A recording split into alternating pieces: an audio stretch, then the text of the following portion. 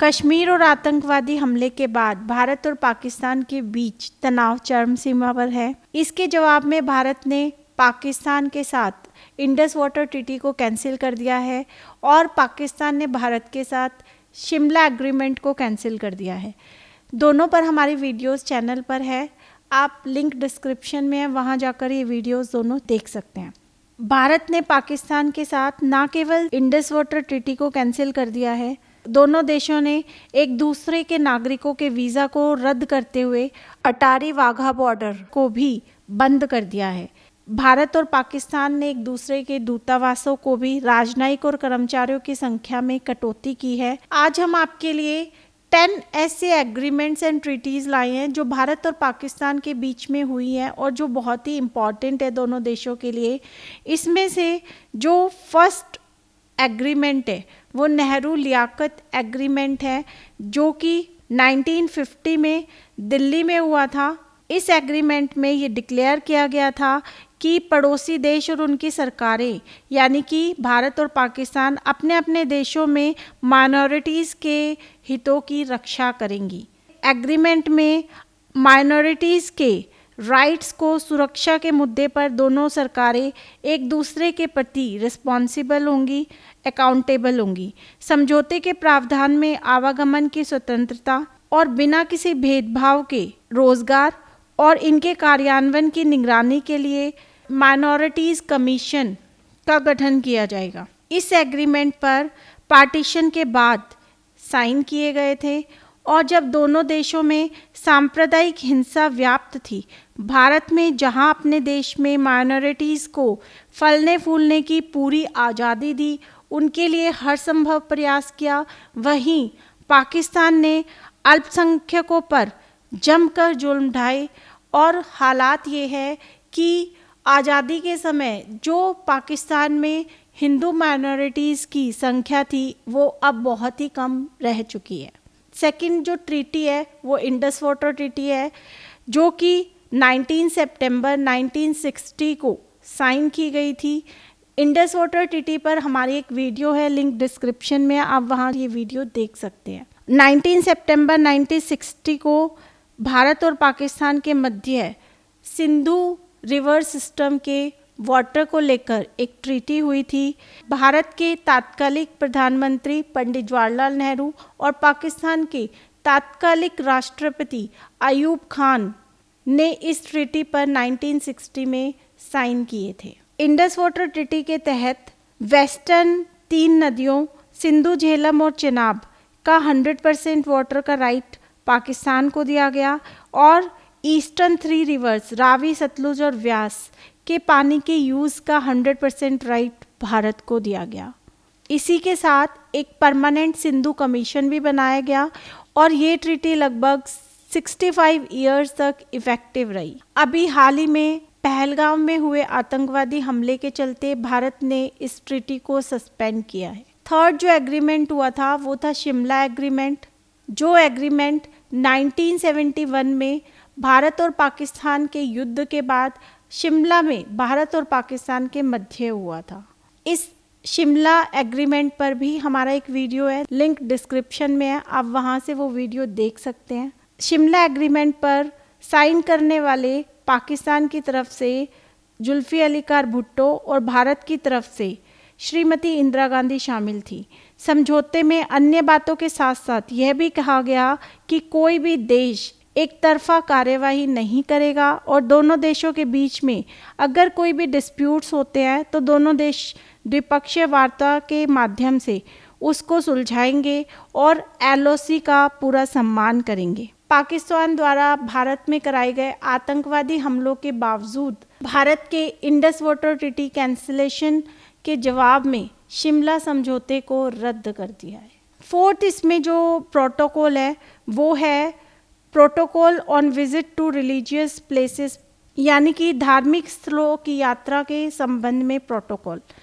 ये एक द्विपक्षीय समझौता था जिस पर दोनों देशों ने 14 सितंबर 1974 को साइन किए थे। इसका उद्देश्य भारत और पाकिस्तान के धार्मिक तीर्थयात्रियों को संबंधित देशों में स्थित तीर्थस्थलों की यात्रा को सुविधाजनक बनाना था। यानी कि जो तीर्थस्थल पाकिस्तानी लोग भी मानते हैं और वो भारत में है, या फिर जो तीर्थस्थल भारतीय लोग भी मानते हैं और पाकिस्तान में है, दोनों देश मिलकर ऐसी धार्मिक यात्राओं को सुविधाजनक बनाएंगे। 2018 तक समझौते में पाकिस्तान में 15 और भारत में ऐसे 5 प्लेसेस शामिल हैं। सिंध के हयात पिताफी में शदानी दरबार, चकवाल में कटासराज धाम, ननकाना साहिब के गुरुद्वारे और गुरुद्वारा पंजा साहिब इस समझौते में शामिल पाकिस्तानी धार्मिक स्थल है।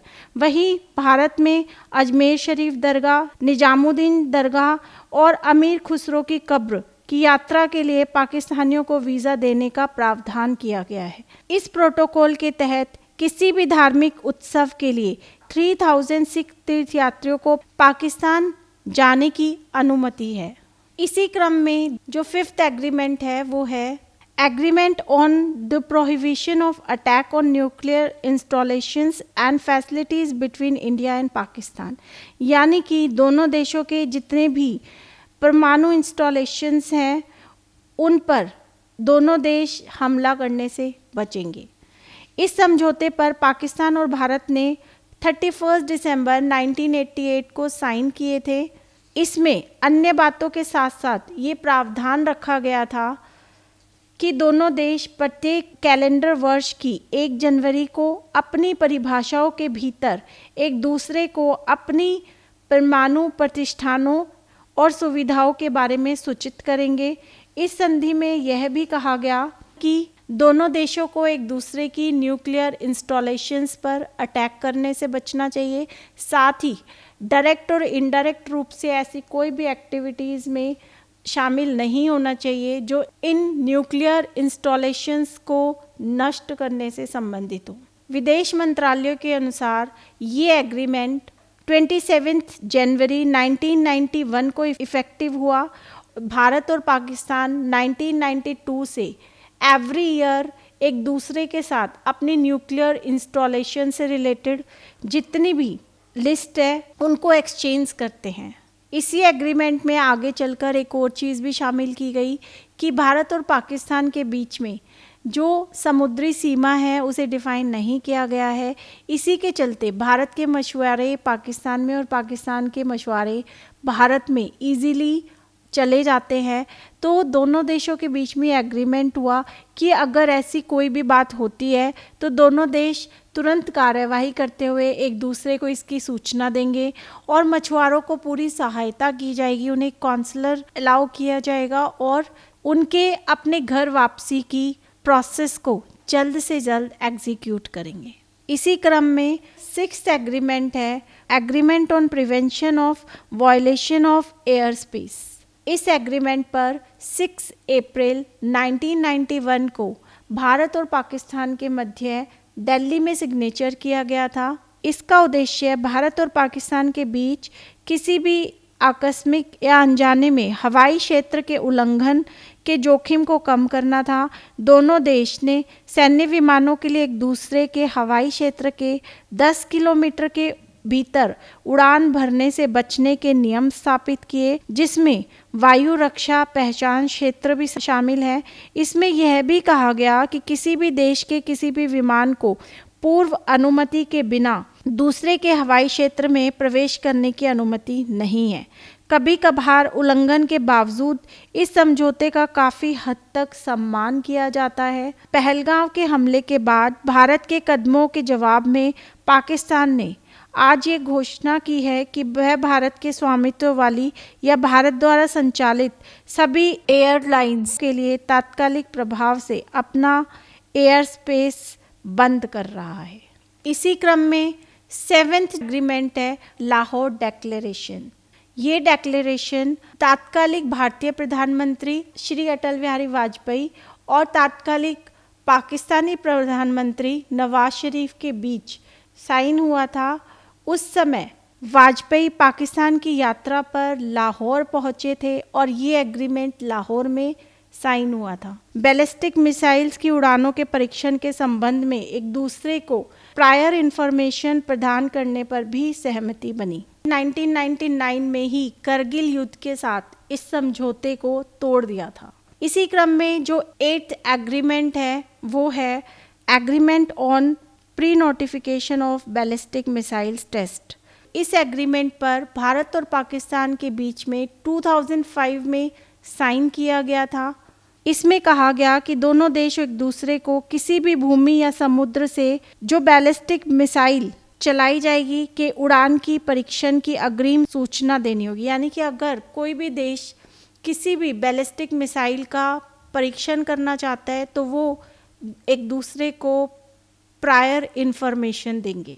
इसी क्रम में 9th एग्रीमेंट है वो भारत और पाकिस्तान के बीच में 21 फरवरी 2007 को परमाणु दुर्घटनाओं से बचने के लिए हुआ था। ये समझौता परमाणु हथियारों से संबंधित दुर्घटनाओं से होने वाले जोखिम को कम करने के लिए था। 2012 और 17 में इसी समझौते को 5-5 साल के लिए आगे बढ़ाया गया है। अभी 1 जनवरी 2025 को भी भारत और पाकिस्तान ने एक दूसरे के साथ न्यूक्लियर इंस्टॉलेशंस की लिस्ट शेयर की है।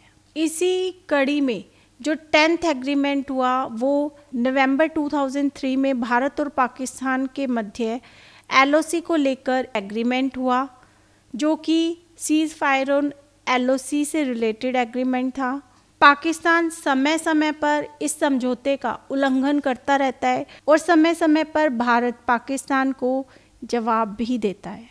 इन 10 एग्रीमेंट से related ministry of external affair, Indian government के जो भी डॉक्यूमेंट हैं उनसे रिलेटेड लिंक नीचे दिए गए हैं।